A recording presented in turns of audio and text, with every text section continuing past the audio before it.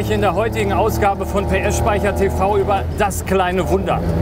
Ein DKW. Ein Mehrzweck Universal-Geländewagen mit Allradantrieb oder kurz Munga. Die Geschichte des Munga ist hinlänglich bekannt. 1955 gab es eine große Ausschreibung der Bundeswehr. Im Rennen waren Porsche, die Borgward-Tochter Goliath und DKW.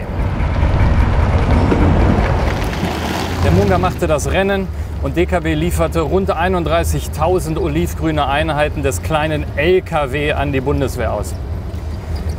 Die Jahre danach wurde er nach und nach ausgemustert, aber manche fuhren dort bis in die 1980er Jahre. Für die Marke DKW war schon früher Schluss. 1958 übernahm Daimler-Benz das Ruder, um die Marke dann ein paar Jahre später an VW zu verkaufen, die 1966 den Pkw-Bau komplett einstellten.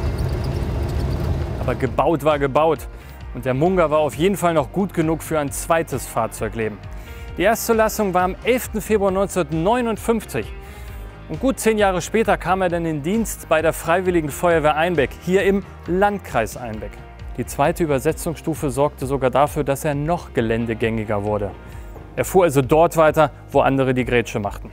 Der Munga hörte auf das Kennzeichen 1T966 und ganz besonders auf diesen Mann. Unseren ehrenaktiven und früheren Kreisschirmmeister Friedel Oppermann. Hallo Friedel. Hallo Stefan. Friedel, habe ich das richtig wiedergegeben? War der Munga als Kommandowagen im Einsatz? Das ist korrekt. Kommandowagen heißt, die Führungskräfte, die ja kein Fahrzeug hatten, die mit den Einsatzfahrzeugen nicht mitfahren konnten, mussten ja ein Fahrzeug haben. Entweder haben sie einen Privatwagen genommen oder sie mussten irgendwie nachgereicht werden mit einem VW Bulli. In der Mitte 60er Jahre muss gewesen sein, haben wir dann von der Bundeswehr aus Göttingen diesen Munga bekommen und haben den aus unserer Kameradschaftskasse bezahlt. Warum kamen überhaupt so viele Munga zur Feuerwehr? Ja, da haben wir uns Gedanken drüber gemacht. Denn zu der Zeit hatten wir alle in den Feuerwehren keine geländefähigen Fahrzeuge gehabt. Und so ein Munga ist ja geländefähig. Gerade bei Waldbränden, wo wir mit großen Fahrzeugen nicht hinkommen, müssen ja Erkundungen vorgenommen werden. Und da ist der Munga das ideale Fahrzeug. Du hast gesagt, er kam von der Bundeswehr in Göttingen.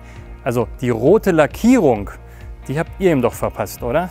Das ist korrekt. Und zwar Folgendes. Dieses Fahrzeug wurde ausgesondert von der Bundeswehr. Und durch die guten Kontakte, die wir hatten mit der Bundeswehr in Göttingen, hatten wir dieses Fahrzeug erwärmen können. Und das Fahrzeug war an und für sich, wenn man so sagen will, schrottreif. Die Karosserie war zum Teil durchgerostet.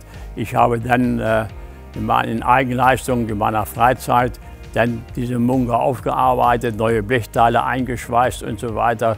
Die Karosserie abgehoben, das Fahrgestell überholt und danach ist er dann rot lackiert worden. Du hast gerade Waldbrände angesprochen oder etwas Weitläufiges hier in der Region. Auf was für Einsätzen war der Munga denn unterwegs? Ja, einmal bei jedem Brandeinsatz hier in Einbeck als Vorausfahrzeug, als zum Erkunden. Die Lage muss man ja erkunden, um den Einsatzkräften dementsprechend Weisungen zu geben, welche Angriffsmethode vorgenommen wird. Und auch in den Waldbränden im Solling und so weiter wird dieses Fahrzeug benutzt in Waldwegen, unwegsamen Gelände, um zu erkunden, können da Großfahrzeuge der Feuerwehr rein oder nicht. Vor ein paar Jahren hast du den Munga dann der Stiftung PS Speicher übergeben und kümmerst dich bis heute darum. Also nach der Restaurierung, nach den vielen Einsätzen, die du damit gefahren bist. Also vielen Dank für dein Engagement bis heute. Vielen Dank für für die Zeitreise, auf die du uns mitgenommen hast. Den Munga kann man im PS Speicher Depot LKW und Bus besuchen. Und wir sehen uns nächste Woche zu einer neuen Folge PS Speicher TV. Unterstützen Sie den PS Speicher und werden Sie Mitglied bei den Förderfreunden PS Speicher.